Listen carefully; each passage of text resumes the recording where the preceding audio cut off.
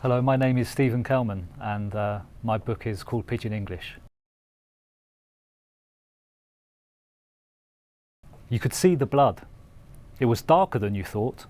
It was all on the ground outside Chicken Joe's. It just felt crazy. Pigeon English, it follows 5 months in the life of Harry Opoku. He's an 11-year-old Ghanaian boy who's just arrived in London on a quite rough council estate. Jordan, I'll give you £1,000,000 if you touch it. Me, you don't have £1,000,000. Jordan, £1 then. I think the book was first inspired by the case of Damilola Taylor, who, as we know, was killed some 10 years ago, and also by those similar cases that have followed his, of children being killed by other children.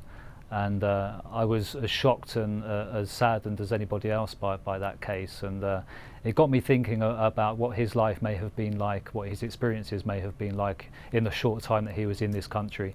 I wanted to explore what it would feel like for a boy like Damilola, who was portrayed as such a bright and positive, smart kid, what it would be like for him to be catapulted into a strange new environment, a dangerous environment, and how he would get on.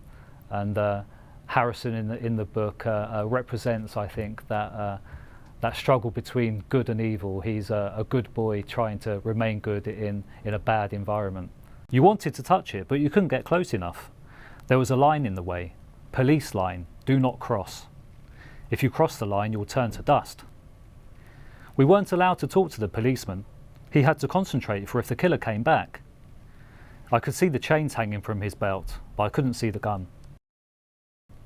I was lucky during the writing of the book that where I lived, I was still on an estate that was similar to one as depicted in the book, and I was surrounded by kids who could have been little Harrys, and I was able to walk amongst them and pick up their conversations and absorb their language, and even take some real life events and mould them into the book.